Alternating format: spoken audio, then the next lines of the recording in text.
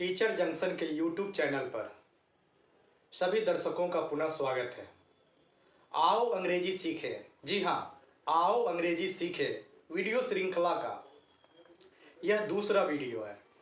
पहला वीडियो का लिंक आपको डिस्क्रिप्शन में मिल जाएगा। जी हाँ, आओ अंग्रेजी सीखें वीडियो श्रृंखला का प्लेलिस्ट बनाया गया है। उस प्लेलिस्ट में आओ अंग्रेजी सीखें का वो हर वीडियो जो जारी हो चुका है या जारी होगा आपको मिलेगा।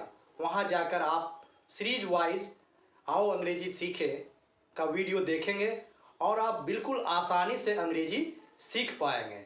तो बिना वक्त गवाए मैं आज की वीडियो का शुरुआत करता हूँ। जी हाँ, पहले वाले वीडियो में बताया गया था भाषा क्या है और अंग्रेजी भाषा जो है वो हम कैसे सीखेंगे। और अंग्रेजी भाषा सीखने के लिए पहले वाले वीडियो में बताया गया था कि अंग्रेजी भाषा सीखने के लिए हमें इंग्लिश ग्रामर पढ़ने की ज़रूरत है। ये तमाम बातें पहले वाले वीडियो में बताया गया था, वो आप देखेंगे तो आपको पूरा कॉन्सेप्ट मिल जाएगा। लेकिन आज मैं आपको बताने जा रहा हूँ किसी भी भाषा का एक्टिविटी जो हमारे जीवन में होता है। जी हाँ, किसी भी भाषा का एक्टिविटी जो हमारे जीवन में होता है वो एक्टिविटीज़ कौन कौन से हैं आप पहले से जानते होंगे। मैं सिर्फ आपको रिमाइंड कराता हूँ। जी हाँ, किसी भी भाषा को हम जब कोई बच्चा जन्म लेता है तो वो कोई भाषा को सुनता है जो उसका मदर टंग होता है, मातृभाषा होता है। सर्वप्रथम वो उसे सुनता है और सुनते सुनते वो उसे अपने तरीके से बोलता है, बोलने की कोशिश करता है। फिर कहीं पर वो भाषा लिखा हुआ देखता है, फिर देखकर लिखने सीखता है और फिर लिख लिख कर पढ़ता है। ये 5 चीज़ें जो है, जो भाषा का एक्टिविटीज है जो हमारे जीवन में घटित होता है। इस तरीके से सुनना, बोलना, देखना, लिखना, पढ़ना होता है। तो आप समझ गए होंगे कि भाषा का जो हम लोग देखिए, हम लोग कहते हैं कि हम रिटेन इंग्लिश, स्पोकन इंग्लिश, अंग्रेजी का हर चीज़ आप सीखेंगे। सबसे पहले आपको कॉन्सेप्ट समझना होगा कि अंग्रेजी हमारा मातृभाषा नहीं है और इसे हम जल्द से जल्द सीखना चाहते हैं। तो इसका जो स्ट्रक्चर है, जो इस भाषा का प्रारूप है, स्वरूप है, उसे हमें बारीकी से समझना होगा। तभी हम कॉन्सेप्चुअली अवधारणा के साथ आसानी से सीख पाएंगे। जी हाँ, तो इन सभी चीज़ों पर मैं फोकस कर रहा हूँ। आप सभी वीडियो जो रिलेटेड होंगे, एक दूसरे के रिलेटेड है। मैं जो भी वीडियो बनाकर आप लोगों के बीच ला रहा हूँ, बहुत जल्द जो है लाइव स्ट्रीमिंग क्लासेस भी दिया जाएगा। लेकिन अंग्रेजी भाषा का जो कुछ कुछ ऐसी चीज़ें हैं जिसे जानना बेहद ज़रूरी है, मैं आपको वो चीज़ दे रहा हूँ। तो मैंने आपको बताया, पहले भी बताया था, पहले वाले वीडियो में मैंने आपको बताया था कि इंग्लिश एक भाषा है और इंग्लिश भाषा को सीखने के लिए इंग्लिश ग्रामर पढ़ना होता है। और इंग्लिश ग्रामर में हम लोग सिर्फ 5 भाग पढ़ते हैं। जी हाँ, पहले वाले वीडियो में मैंने इसे अच्छी तरीके से समझाया है। जी हाँ, इंग्लिश ग्रामर में सबसे पहले हम लोग पढ़ते हैं ऑर्थोग्राफी। जी हाँ, इसे वर्ण विचार कहते हैं। और दूसरा जो पढ़ते हैं वो इटीमोलॉजी है। मैं एक बार फ्लैश बैक कर देता हूँ। और तीसरा जो है वो सिंटैक्स है, इसे वाक्य विचार कहते हैं, इसे शब्द विचार कहते हैं। और ये चौथा जो है वो पंक्चुएशन है, इसे चिन्ह विचार करते हैं। और ये जो है प्रोसोडी है, 5वां, ये छंद विचार कहते हैं। इन 5 चीज़ों को, इंग्लिश ग्रामर को जो 5 भागों में बांटा गया है, इन 5 भागों को यदि हम पढ़ लेते हैं तो अंग्रेजी का संसार जो है, ब्रह्मांड जो है, हम उससे परिचित हो जाएंगे और इस भाषा में हम बेहतर हो जाएंगे।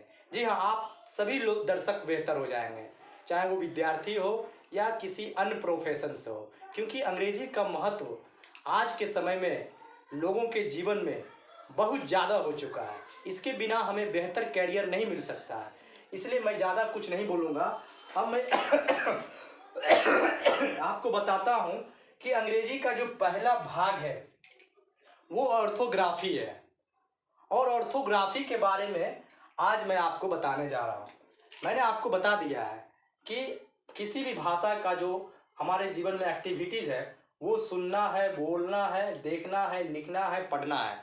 और अंग्रेजी भाषा का ये सभी एक्टिविटीज़ हम लोगों को सीखना है। जी हाँ, कुछ एक्टिविटीज़ हम लोग करते हैं लेकिन उस एक्टिविटीज़ में शुद्धता नहीं होती है। तो शुद्धता लाने के लिए हमें अंग्रेजी भाषा की जानकारी, उसके प्रारूप, स्वरूप, उसके बनावट, स्ट्रक्चर संबंधित सभी चीज़ों को हमें जानना होगा इंग्लिश ग्रामर के माध्यम से, चैप्टर वाइज। और जो चैप्टर का जिस चैप्टर से रिलेशन है उस हिसाब से यदि हम लोग पढ़ते हैं और पढ़ाते हैं तो बहुत आसान तरीके से हम लोग अंग्रेजी सीखने में सक्षम हो पाते हैं। तो चलिए, अंग्रेजी भाषा यानी इंग्लिश ग्रामर को 5 भागों में बांटा गया है और उसका पहला भाग है ऑर्थोग्राफी। आज मैं आपको ऑर्थोग्राफी के बारे में बताता हूँ। जी हाँ, आप ऑर्थोग्राफी पढ़ लेते हैं तो अंग्रेजी ग्रामर का पहला भाग आपका कंप्लीट हो जाता है, क्योंकि यह जो है एक छोटा भाग है जिसमें हम लोग लेटर्स के बारे में पढ़ते हैं। जी हाँ, अंग्रेजी ग्रामर का जो पहला भाग है वो हमारा है ऑर्थोग्राफी। देखिए, ऑर्थोग्राफी इसको हम लोग बोलते हैं हिंदी में वर्ण विचार।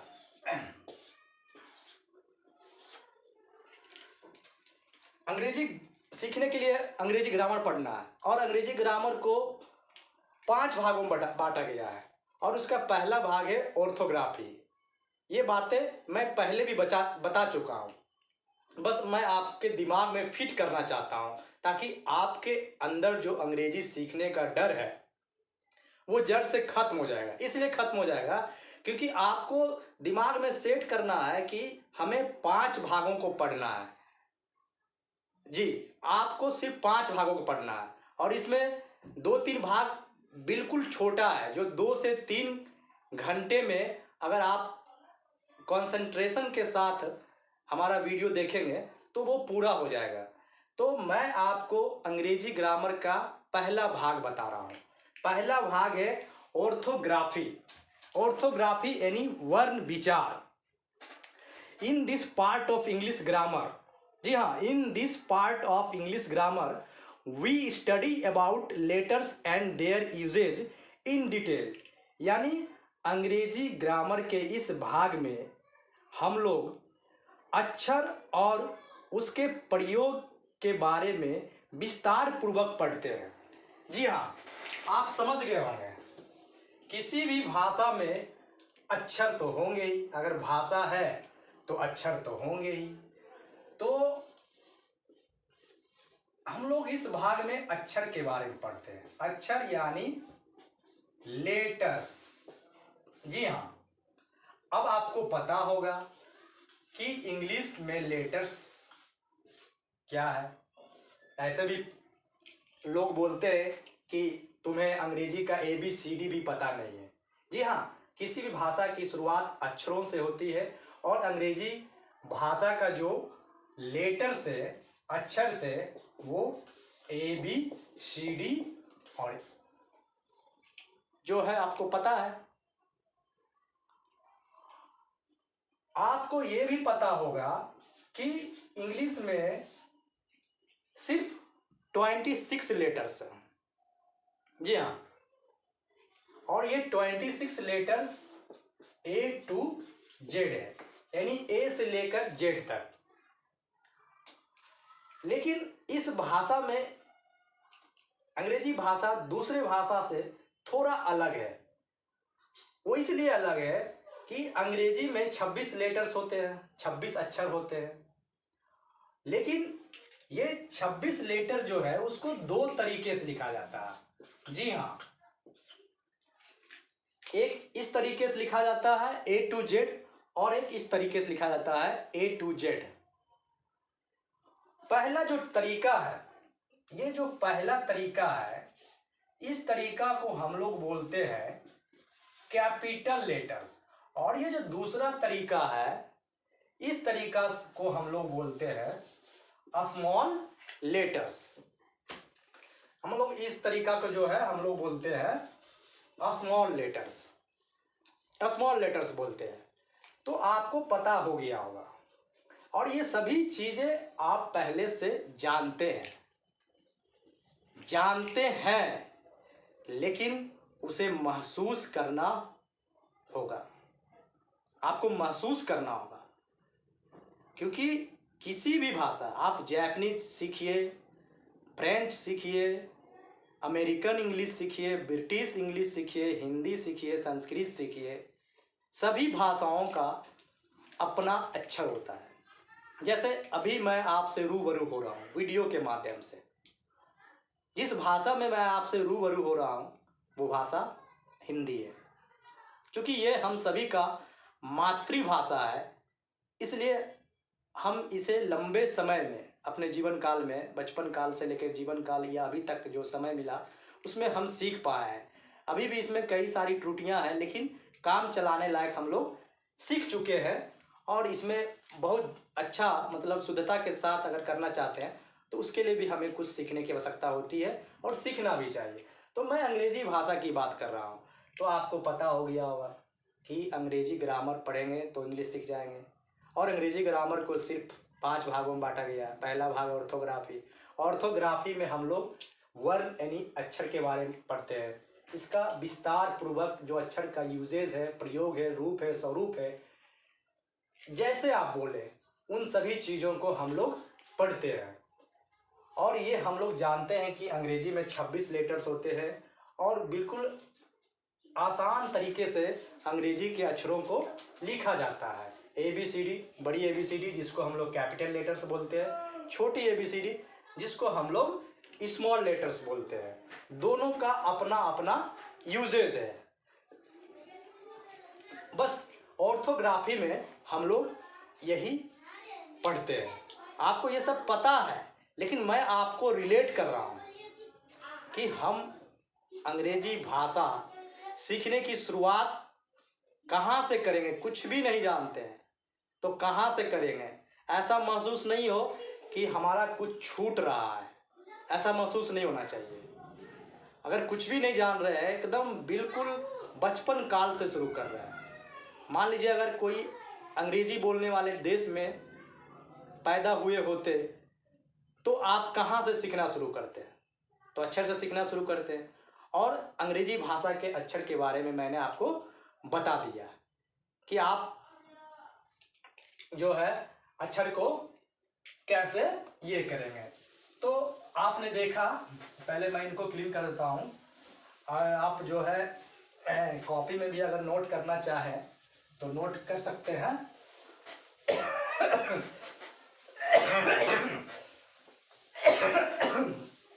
अंग्रेजी ग्रामर का जो पहला भाग था वो ऑर्थोग्राफी था। इसमें हम लोग लेटर्स के बारे में पढ़े।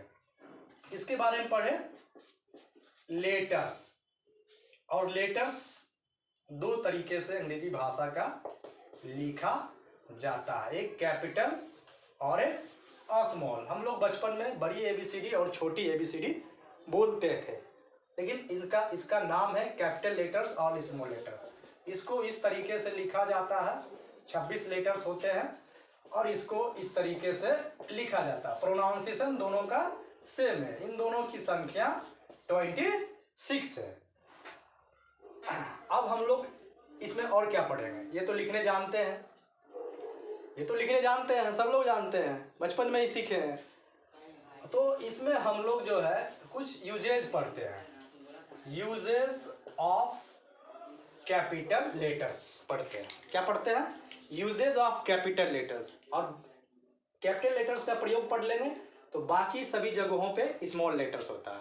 मैं आपको यूजेज ऑफ कैपिटल लेटर्स का एक स्पेशल वीडियो दूंगा, जिसमें मैं आपको बताऊंगा कि कैपिटल लेटर्स का प्रयोग कहाँ कहाँ करते हैं और स्मॉल लेटर्स का प्रयोग कहाँ कहाँ करते हैं। नहीं तो अगर मैं अभी बताऊंगा तो यह वीडियो ज़्यादा लंबा हो जाएगा। तो मैं ऑर्थोग्राफी का आपको कॉन्सेप्ट बता रहा हूँ। तो यही कॉन्सेप्ट है ऑर्थोग्राफी का। कॉन्सेप्ट दूसरा भाग जो अंग्रेजी ग्रामर का होगा वो इटिमोलॉजी होगा। तो मैं अब आपको बताता हूं कि अगला कॉन्सेप्ट क्या है। आप स्क्रीनशॉट कर सकते हैं क्योंकि आपको चीज़ों को बहुत बेहतर ढंग से सीखना है, और बेहतर ढंग से अगर आप सीखते हैं तो आपका जो कॉन्सेप्ट बनेगा वो कभी भी खत्म नहीं होगा। देखिए, हम लेटर्स के बारे में जान गए। चलिए मैं अब आपको बताता हूं कि कॉन्सेप्ट कैसे बनाएंगे, किसी भाषा का कॉन्सेप्ट कैसे बनाएंगे। तो सबसे पहले मैं एक वाक्य लिखूंगा। जी हाँ, एक वाक्य लिखूंगा। मेरा वाक्य है my father works in New Delhi. जी हाँ, मेरा ये सेंटेंस है, my father works in New Delhi, full stop. ये एक वाक्य है, सेंटेंस है।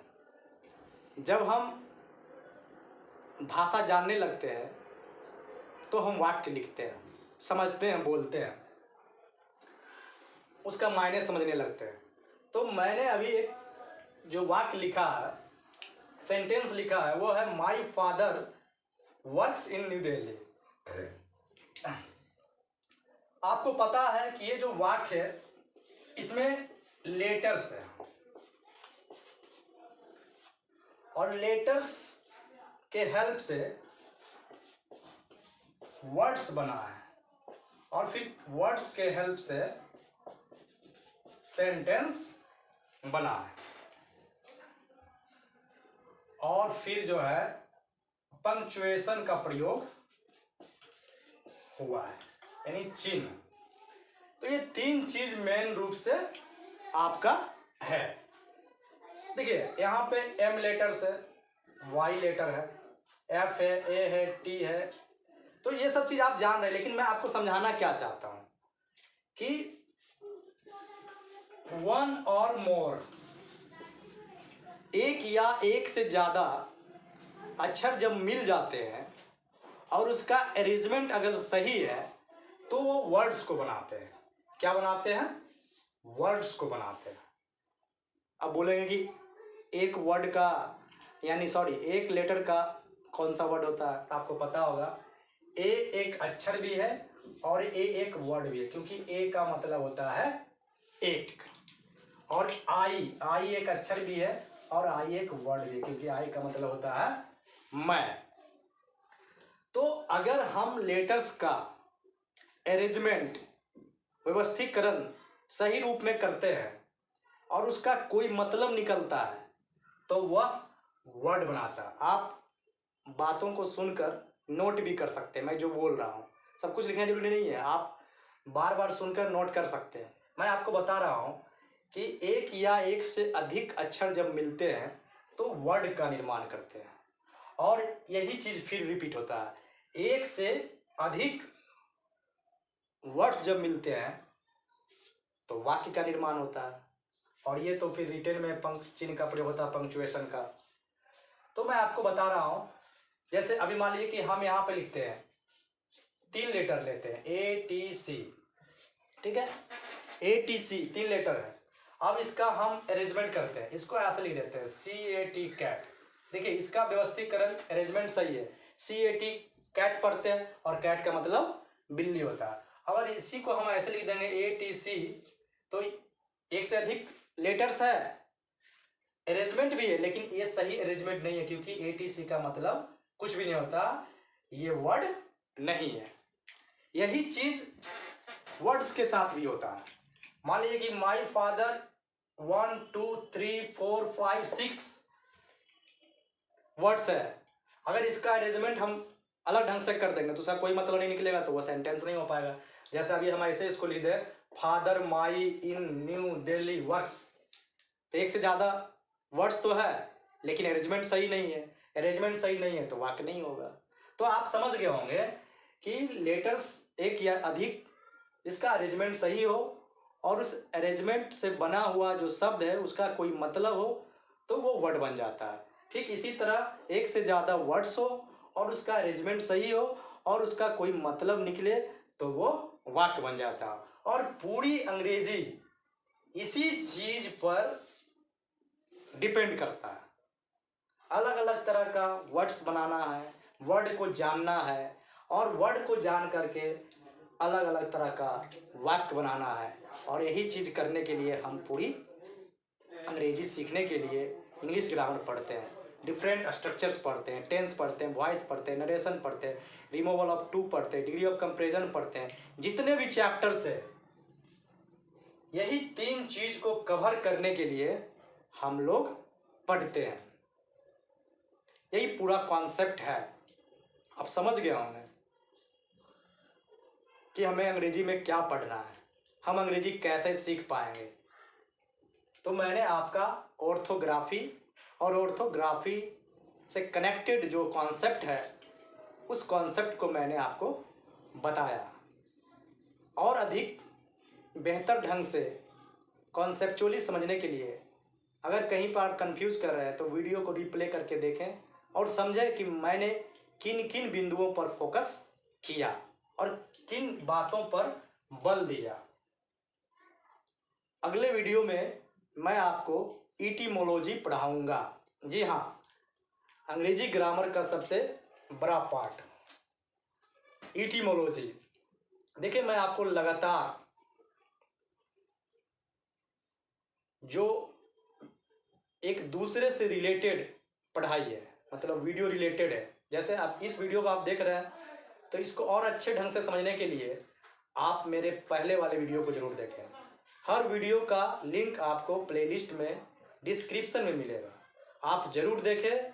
मैं आपको यकीन दिलाता हूँ, यकीन नहीं गारंटी देता हूँ कि जो तरीका मैं अपनाऊंगा आपको अंग्रेजी पढ़ाने के लिए वह बिल्कुल यूनिक होगा। मेरा जो 20 वर्षों का अनुभव है वो मैं आपके साथ फ्री में शेयर करने जा रहा हूँ और मैं गारंटी देता हूँ कि आप अंग्रेजी सीखेंगे, सीखेंगे नहीं बोलेंगे, लिखेंगे। डेफिनेटली सूनर और letter you will write in English, you will read in English, you will speak in English. All aspects of English आपको टच करेगा अगर आप मेरे कॉन्सेप्ट से पढ़ते हैं तो। मेरा वीडियो के अंत में एक विनम्र अपील होगा कि मेरा वीडियो जो है आप उसको शेयर करें, गरीब, मेधावी, ज़रूरतमंद छात्रों को दे ताकि वो आसानी से घर बैठे अंग्रेजी के कॉन्सेप्ट को समझ सके और किसी भी तरह का कम्पिटिटिव एग्ज़ाम निकाल सके। जी हाँ, बैंक एसएससी में तो अंग्रेजी बिल्कुल ही इम्पॉर्टेंट है, इसके बिना कभी रिजल्ट हो नहीं सकता। और आने वाले दिनों में हर तरह की परीक्षाओं, खासकर कम्पिटिटिव परीक्षाओं में अंग्रेजी एक इम्पॉर्टेंट कंपलसरी सब्जेक्ट बनने जा रहा है। इससे पहले आप अंग्रेजी को बेहतर से बेहतर ढंग से पढ़ें और समझें और अपनी भाषा के प्रति, अंग्रेजी भाषा के प्रति मजबूत कॉन्सेप्ट यानी अवधारणा डेवलप करें। तब तक के लिए मैं आपसे विदा लेता हूँ, मिलता हूँ आपको अगले वीडियो में।